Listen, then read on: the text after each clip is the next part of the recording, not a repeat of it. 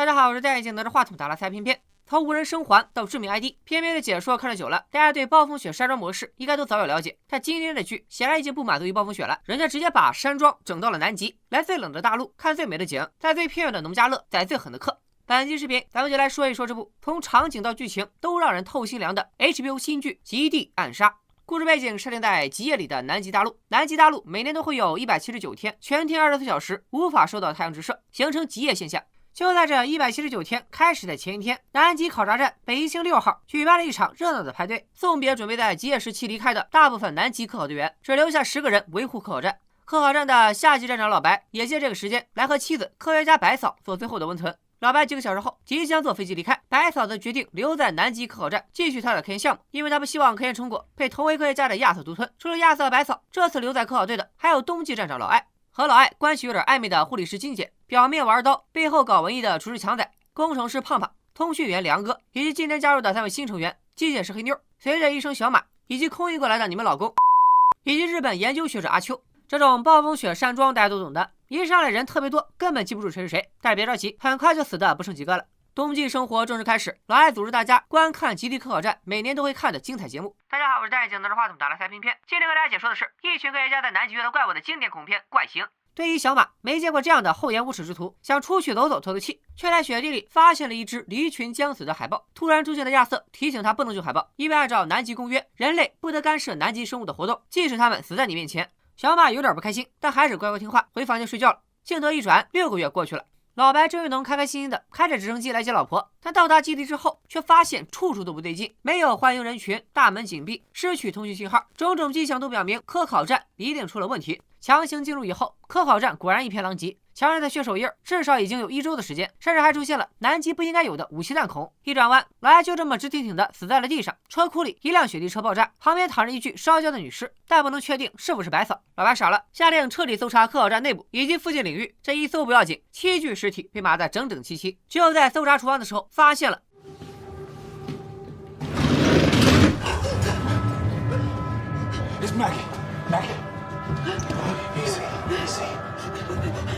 这个持刀的幸存者是对于小马，他看起来惊慌至极，医生诊断他已经处于崩溃边缘，医学上称之为 T3综合症，但他是目前唯一的幸存者，老白的调查也只能从他入手。于是故事便以小马的视角再次展开。小马说，本来大家相处得很好，3位新人还玩起了传统项目300挑战，也就是从科考站的华氏200度桑拿房跑到外面零下100度的南极雪地，全程裸奔，听着就刺激。3人完成挑战之后，亚瑟主动演讲，说这个游戏彰显了坚韧的品质，同时也欢迎新成员，不经意的提到他们的加入，替换了2个逝去的兄弟拉尔斯和达米安。小马觉得亚瑟似乎很爱做演讲的感觉，阿秋则告诉他，亚瑟真的很厉害，他8年前和白嫂一起发现了一种以2氧化碳为食的细菌，这种颠覆性的发现也让他在科研圈名声大噪。阿秋打败了很多竞争者，他还争取到了来南极的机会，就是为了能给亚瑟做助手。还没聊完，梁哥和胖胖突然打了起来，所有人赶紧过来拉架。把2人分开之后，对于小马帮胖胖处理伤口，顺便问起了打架的原因。胖胖说，因为梁哥事太多了，天天盯着自己洗澡，盯着自己洗澡的时间。不是不相信你啊，我们大家想开开眼。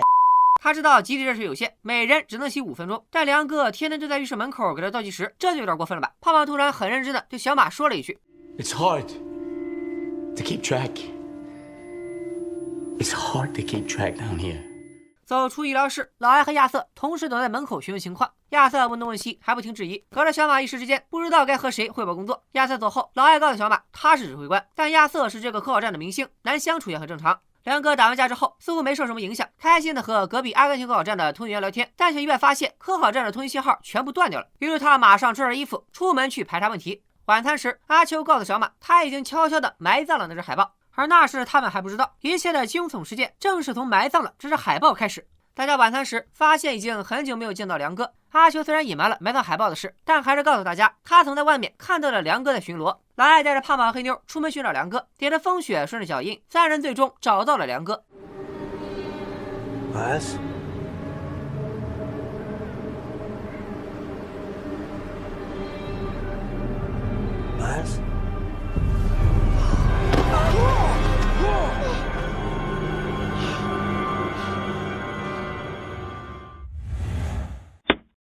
尸体运送回基地，小马虽然不是法医，但基地只有他一个医生，他只能强行验尸。结果显示，梁是在室外被钝器击打颅骨致死，并在此后被割下了头颅，而且看不出凶手的特征，不管是男人还是女人，都能完成作案。这下全基地的人都有了嫌疑。老艾帮大家找补，会不会是有人入侵了基地？亚瑟立即反驳，这冰天雪地的，除了企鹅还有谁能入侵？老艾并没有在意亚瑟的质疑，坚持发动大家出门去查看有没有入侵者开车留下的痕迹。这一查不要紧，没查出有入侵者，反倒发现了内鬼。小马发现胖胖在雪地里鬼鬼祟祟的埋着东西，一挖开，直接把小马吓得坐在了地上。胖胖埋在雪地里的是一把带血的巨齿钢刀，这正是胖胖最趁手的工具。欢送派对上，他还用这把刀切冰块分给大家调酒，手法相当熟练。小马召集来了众人讨论，胖胖却趁机回到了基地，还反锁了基地的大门。胖胖喝着酒大吼，他不是杀手，他只是需要时间冷静一下。老艾蒙圈了，你那是冷静吗？我们这8个人被锁在外面，这可他喵的是在南极啊！你再冷静一会儿，我们就一起冷透了。好在黑妞身材够瘦，钻进了基地的地道，从背后制服了胖胖。众人回到基地，围住了第一嫌疑人胖胖。胖胖辩解道：“虽然我抽烟酗酒，还动不动跟梁哥吵架，但我真是个挺好人。梁哥死后，我回到房间，发现了那把带血的钢刀，被人放在我的柜子里。那本来就是我的工具，我和梁哥还总吵架，这要是被你们发现了，那我不是彻底说不清了。所以我才打算埋了这把刀。”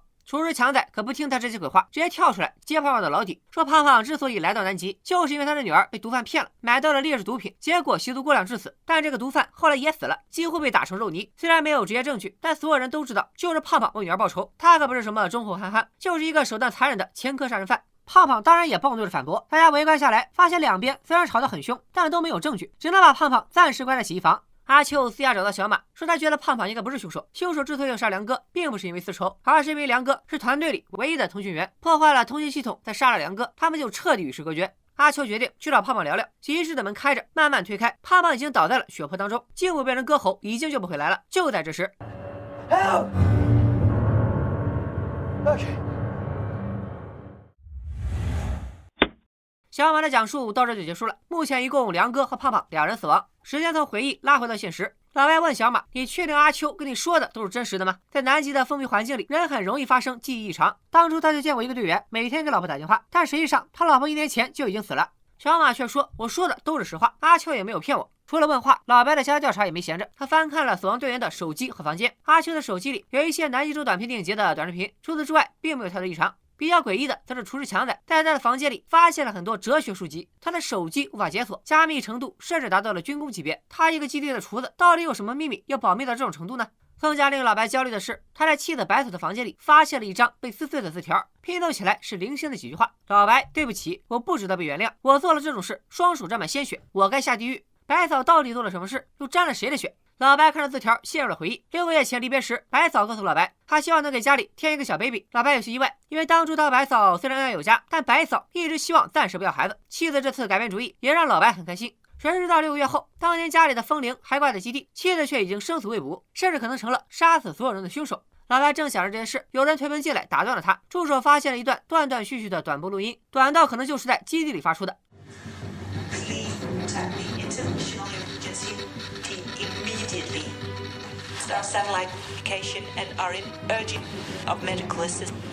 这个声音不是别人，正是白嫂。白嫂可能还活着，甚至就在基地中。老白和助手顺着信号探测仪不断寻找，在地下的后勤通道，信号达到最强。My name is Dr. Annika Lundqvist, member. Jeg håper på, der er nogen, der hører en udefra.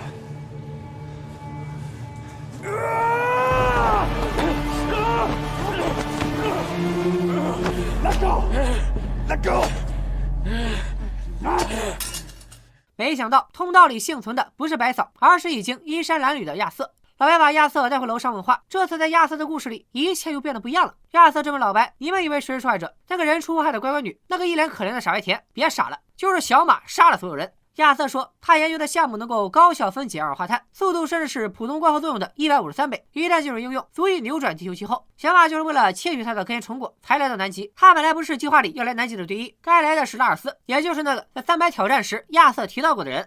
但拉尔斯在出发的前几周车祸身亡，才不得已换上了小马。而且小马一来就开始与阿秋拍拖，也是为了借阿秋之手接近实验室。因为在科考站，除了亚瑟和白嫂，只有助手阿秋有进入实验室的资格。还有梁哥死之前也曾经表现的情绪很不稳定，他掌管着整个基地的通讯，很可能是听到了小马的通话，并借机敲诈小马，所以小马才杀了梁哥，毁坏了通讯系统。不信的话，你去我办公室看看小马的行李档案，你就知道他到底是不是你想象的傻白甜了。至于你关心的白嫂，我最后见到她时她还活着，但现在我就不知道了。不过小马一定知道。老白按照亚瑟的话去查看了小马的心理档案，发现他曾说自己从小在家就能听见海浪声，但他住的格拉斯哥位于苏格兰，距离海岸线至少100公里，这怎么可能听得见呢？虽然不是什么大事，但显然小马也不是个简单人物。老白拿着证据去质问小马。So you lied? Yes, I lied. 哎，就这么交了，怎么不还透露出牌啊？小马表示，他在心理档案里说谎，只是证明自己具有抵抗孤独的能力，让人相信他能够在南极很好的生活。老白接着质疑他学历很高，资历优秀，在大城市完全有更好的选择，这么反常的来到南极，难道有什么目的？小马回答说，这是他妈妈的遗愿，看起来是个万能的理由。老白也没法再多问。小马回答的滴水不漏，同时又十分敏锐，立马意识到了老白已经发现了另一个幸存者。老白也不骗他，直接告诉他已经发现了亚瑟，并让他接着讲发现胖胖之后的故事。胖胖的死因十分清晰，就是被一刀割到了喉咙。但诡异的是，胖胖的胸口被人刻了字，一个大写的 V。老艾让亚瑟和小马保密，认为这可能会引起人群的恐慌。镜头一转，时间再倒回了现代，亚瑟却和老白说，这一切都是小马的障眼法，为的就是让人们都去绞尽脑汁想 V 字的意义，而忽略案件本身。咱们继续听故事。胖胖和梁哥一样被冷藏入库，活着的8个人再次聚在一起，开启了新轮的票选。但狼牌哪那么好出？几个人很快就陷入了争执。黑妞先开场，他说可能是胖胖杀了梁哥，我们有人是梁哥的朋友，所以又杀了胖胖给梁哥报仇。护理师金姐看向了厨师强仔，因为强仔一直和梁哥关系很好，强仔也不惯着他，直接怼回去，如果一个厨师想杀人，你们谁能活到现在？小马不管老艾的保密要求，直接将威子的事告诉了大家。金姐听到后第一个崩溃，哭着对空气喊话，求凶手放过他。白嫂认为大家应该团结在一起，亚瑟的反驳只有互相防备，我们才能逃过被杀，并鼓励大家说出一切觉得可疑的事。强仔这阿秋是贼喊捉贼，因为谁也没有看见他发现胖胖时是什么情况。小马的所谓证词只是小情侣互相包庇，强仔甚至开始侮辱阿秋，气得阿秋直接跳起来暴打强仔。一轮票选下来没什么进展，老白的问话也再次被打断，网络信号恢复了。那些被害队员的手机整齐的码在桌上，一条条信息疯狂涌入，父母、子女、朋友。老白想起队员们入队前聊起家人的视频，心里百感交集。躺在他面前的是7具冰冷的尸体，但他们的背后还有7个等待着他们回来的家庭。最后传进来消息的是老艾的手机，是一条视频上传成功的通知。老白打开一看，发现是老艾和金姐疯狂激情的录像。金姐是有老公的，8年前，金姐的丈夫卢卡斯赌博挥霍光了积蓄，金姐为了赚钱，才第一次来到工资更高的南极工作。也是在那时，她和老艾第一次成了集体情人。6个月后，金姐回到家中，发现丈夫真的痛改前非，完全戒掉了赌博。2个孩子在金姐的眼里也十分重要，她便决定和丈夫继续过安稳日子。没想到老艾还是穷追不舍，经常打电话到家里。这是金姐时隔8年再回南极，估计也是和老艾有关。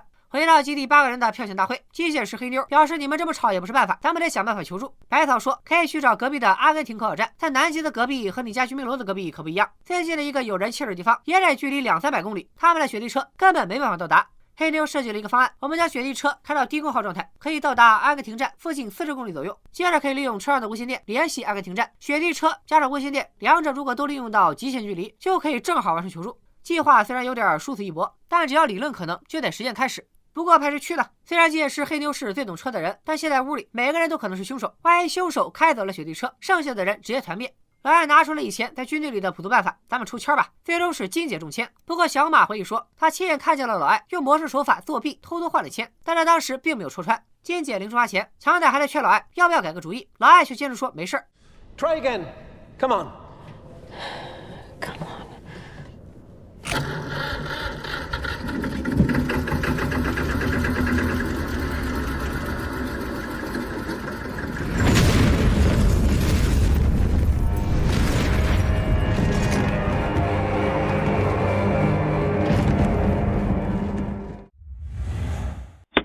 好一个没事，这下烧焦的尸体有主了，不是白嫂，而是金姐。老白看着金姐烧焦的尸体，默默地删除了手机上他和老艾的激情视频。医生问起他时，他也没再提起。故事讲到这里，老白的心态也逐渐崩溃。他下令组建了一个搜查队，地毯式的搜寻基地附近的每一个角落。暴风雪快来了，一旦暴雪来临，搜查就更是难上加难。老白就金姐和老艾的事，分别询问了亚瑟和小马，得到了2个完全不同的回答。亚瑟说，老艾就是一个这么偏执的人，得不到就要毁掉，所以是他害死了金姐。小马则告诉老白，他曾经听到金姐和老艾争吵，但只听清楚他用丹麦语说了一句照他说的做。他不知道为什么这么说，也不知道那个他是谁，但他觉得老艾不会杀害金姐。当时发生爆炸时，老艾的表情十分痛苦，他相信老艾偷偷换了抽签，是希望金姐能够有机会开雪地车离开基地，从而获救。而且金姐死后，老艾直接径直市场，他掏出了手枪，指着在场的每一个人说，你们其中有人是凶手，谁动谁就是凶手，并将矛头直指最早出主意的白嫂。不过白嫂没有被激怒，反过来去安抚老艾，说起了当初他崩溃时老艾曾安慰他的故事。老艾听了白嫂的话，情绪逐渐放松。强仔抓准时机。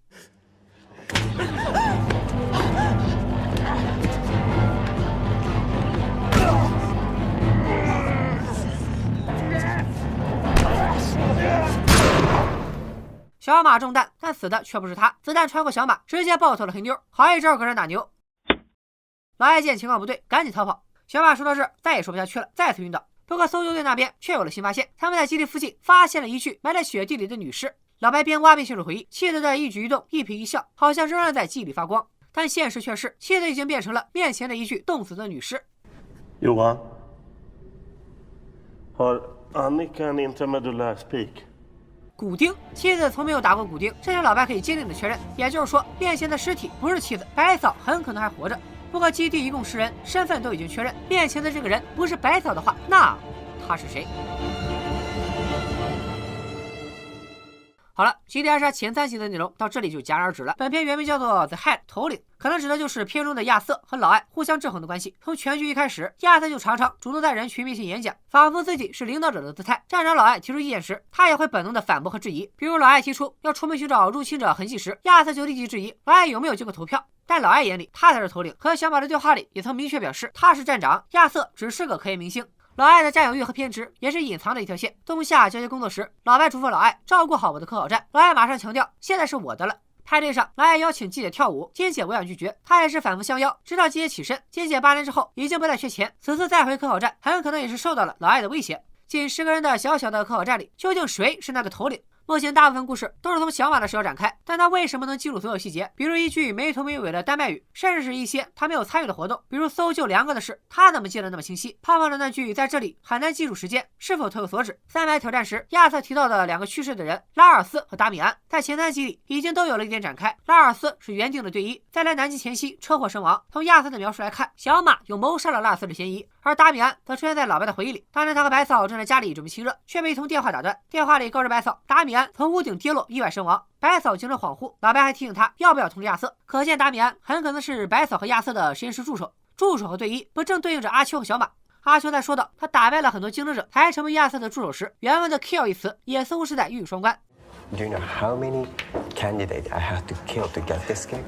小马在发现老白找到了另外的幸存者时，第一反应也是问是不是阿秋，说明在他的眼里会本能的觉得阿秋没有死。强仔是不是一语中的？整个故事的结局就是这对小情侣上演的集体谋杀。小马到底有没有说谎？他和亚瑟的罗生门究竟孰是孰非？强仔一个厨子，为啥不看菜谱，反而痴迷哲学，还把手机层层加密？白嫂那件不可原谅的事又是什么？如果你觉得这部剧值得一说，那就赶紧给片片接3连吧，拜了个拜。